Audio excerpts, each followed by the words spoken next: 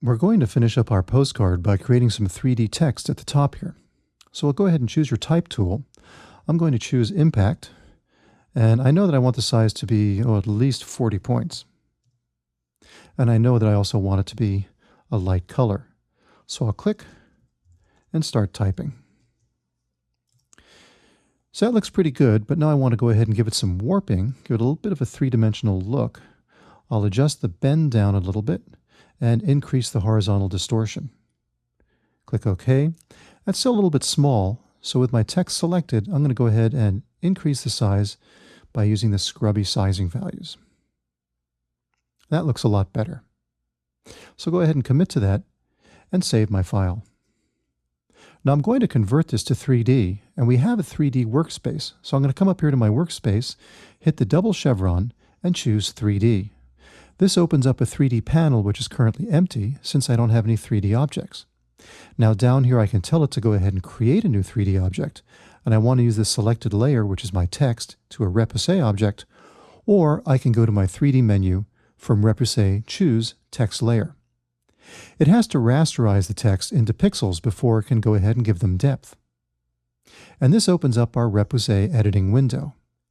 I have a number of presets to choose from. I'm going to choose this third one here with a bevel, and I'm going to go ahead and change the extrusion depth to 1 so it's not quite so deep. And I want to go ahead and change the height to -5, and I'm going to change the width to 7 so it's a little bit smaller on the bevel. And then I'm going to change my contour to a simple concave look. And that looks a whole lot better. Now, with this still up, I can make some more changes to it. For example, the materials on the surfaces. All surfaces, the front, the bevel, the sides, the back bevel, or the back side. And I can easily do that under Materials here. Well, I'm just going to go ahead and leave that as is and click OK. And you can see now in my 3D scene, it's populated by what we call the greetings mesh. The mesh is this now 3D subject, or 3D object. I can come down here and I can start using my various rotate and view tools. So here, for example, I will take my object, and when I select the Object Rotate tool, I get my axis, which shows me my RGB or my X, Y, and Z axes. And I can grab these and start moving it on any of the axis by grabbing that on the tips.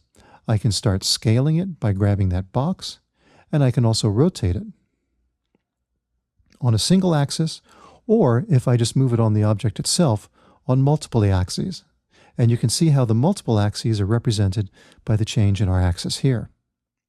So I just want to kind of get that rotate a little bit around like so. And I need to move it, so I'll come up here to my options bar and go to my pan tool and just slide it into place. And that looks a little bit better, except it's still kind of white and kind of chunky. Now if I go back to my 3D panel and choose Scene, here I can change the quality of the settings for rendering. It's currently set to interactive, which is the fastest, and this is where you want it to be while you're modeling. When you're getting ready to see the final results, go to Ray Traced, and this grid indicates the areas of the pixels that the ray tracing engine is looking at to figure out how to redraw the 3D mesh. And you can see with ray tracing, we clean up the edges and now we get shadows. But for working, let's go back to simple interactive. Now, I don't want this to just be plain white. I'd like the sides to have some color, the extrusion. So to do that, I can come over here and select one of the sides. In this case, we might take, for example, the front inflation material. And that's currently set up with a white map. And over here is the type of material that it's using.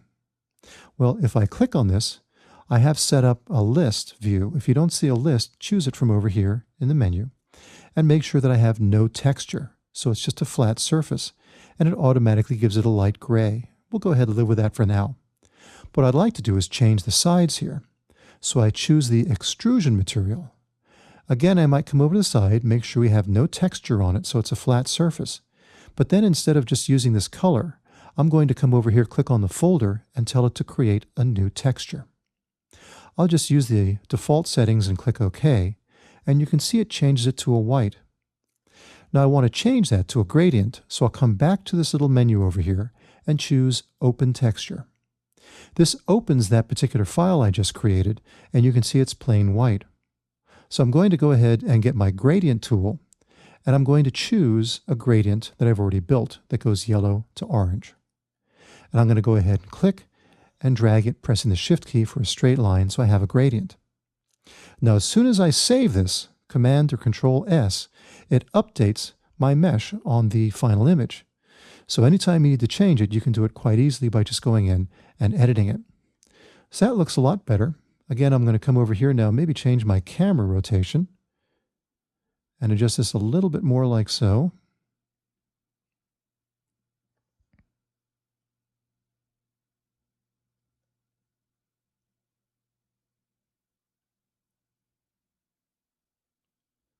And once I'm happy or satisfied with the way it looks, let's see, we'll go on that just a wee bit more. There we go. That looks pretty good. And again, we can always just rotate it up and around a little bit more if we need to.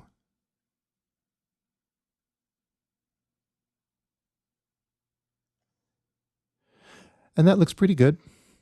And if I'm happy with that, I can go ahead and take a look at it with my interactive to ray traced instead. When you switch to ray tracing on the quality of your scene, again, you can see now what's happening with shadows. Now, the shadows are controlled by the extrusions and the bevels, but it's also controlled by lights. And if we go down in the scene, you can see that we have 3 what are known as infinite lights. These lights can't really be pointed, but they can be positioned a little bit in space, and each one makes it look a little bit different. Now I'm going to go back to my interactive mode so it speeds up, and I can adjust my lights by selecting them, and then I can come down to my light controls down here, for example, my rotate tool. And I can just rotate the light, which I may or may not see, and you can see the effect it has on the mesh. Now if I'd like to see where the light is, I can come down to the bottom here, and I can tell it to show me my 3D light.